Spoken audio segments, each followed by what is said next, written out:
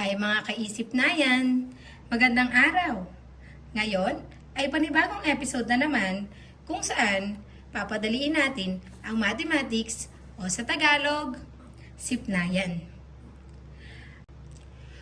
Noong nakaraang episodes ay ating tinalakay ang addition of integers at subtraction of integers. Ngayon naman ay tatalakayin natin ang dalawang naiiwan sa four fundamental operations na multiplication and division of integers. So, paano nga ba natin papadaliin ang multiplication and division of integers? Tara, iisip na yan.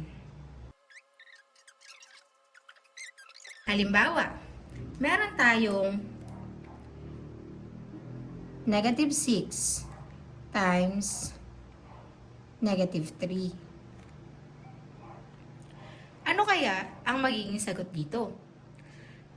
Sunod, meron naman tayong negative 20 divided by 5. Kung mapapansin nyo, ang unang example ay parehas ng sign. Negative and negative. Sa pangalawa naman sa division, negative and positive. Paano nga ba natin mapapadali ang pagkuha ng sagot sa dalawang given? Tara, iisip na yan.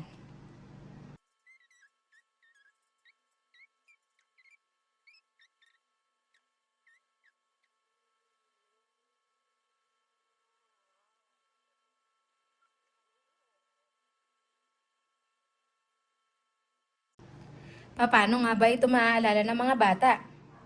Alam nyo ba ang kantang Watermelon? Tara, ilapat natin ang tono ng watermelon sa ating lyrics. Multiplying and dividing, if same sign, you will get a positive, now you know. Multiplying and dividing, if different sign, you will get a negative, now you know.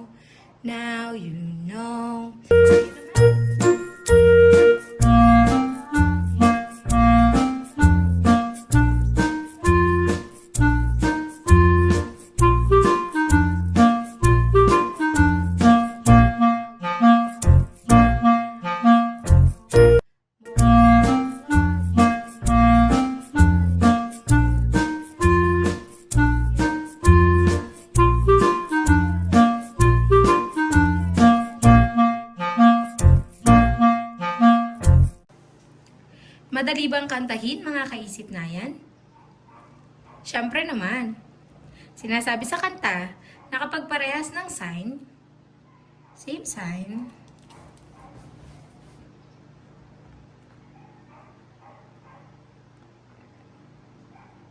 o yung positive times positive at negative times negative, ang sagot daw ay positive. Pagka naman different sign, halimbawa, positive times negative or negative times positive, ang sagot daw ay negative. Basta lagi nyo lang kantahin para maalala nyo na kapag same sign, ang sagot ay positive. Pag different sign, ang sagot ay negative. Ngayon ay atin ang sagutan ang ating equation kanina. Negative 6 times negative 3. Ano nga ba ang 6 times 3? 18. Ngayon, alamin natin kung same sign or different sign siya. Negative at negative. Same sign ba? Same sign. So, kapag same sign, ang sagot, positive. Sinusulat pa ba natin yung positive sign? Hindi na. So, our final answer is 18. Wow! Next, we have negative 20 divided by positive 5. Ano nga ba ang 20 divided by 5? Ilang 5 meron sa 20? 4. Tama. Ngayon, tingnan natin. Ano ba ang sign ng 20? Negative. Ano ang sign ng 5? Positive. Same sign ba sila o different sign? Different sign. Negative times positive is negative. So, yung 4 natin magiging negative. So, our final answer is negative 4. Nakuha?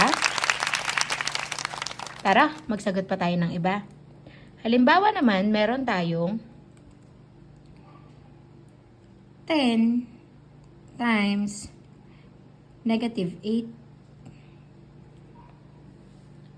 Tingnan nga natin. 10 times 8. 10 times 8 ay 80. Same sign ba sila o different sign? Ang isa ay positive, ang isa ay negative. So, positive times negative is negative. So, ang ating 80 ay magiging negative 80. Oh, wow! Tama. Next. Halimbawa, ay meron naman tayong 18 divided by 9. 18 divided by 9. 2. Ngayon, ano ba ang sign ng 18? Positive. Ano ang sign ng 9? Positive. Same sign ba sila o different sign? Same sign. Positive times positive is positive. So, hindi na natin lalagyan ng positive. So, ang ating final answer ay 2. Next example. We have 25 times negative 4. Lagyan na lang natin ng parenthesis para hindi kayo malito. 25 times negative 4. 25 times 4, 100. Now, identify natin kung same sign or different sign.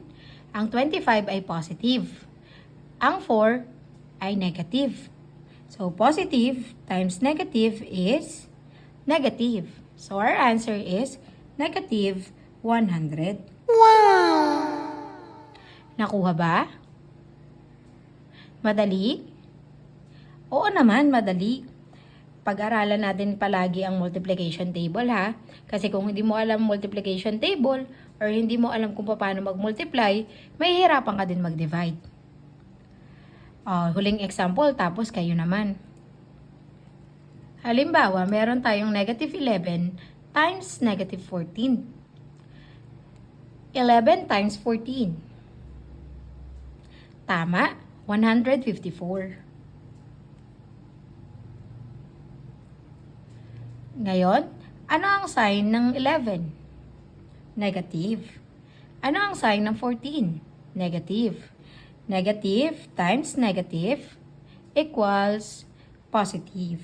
So, our final answer is 154. Very good. Kayo naman, sulat natin yung activity. Activity number 1 na inyong sasagutan. Negative 7 times negative 8. Number 2, 10 times negative 18. Number 3, 96 divided by negative 2. And number 4, 48 divided by 6. Again, isulat lamang ang inyong sagot sa comment section at huwag kakalimutan ng ating shortcut, sauluhin at kantahin. Don't forget to like, share, and follow. Kung nahihirapan, iisip na yan. Maraming salamat!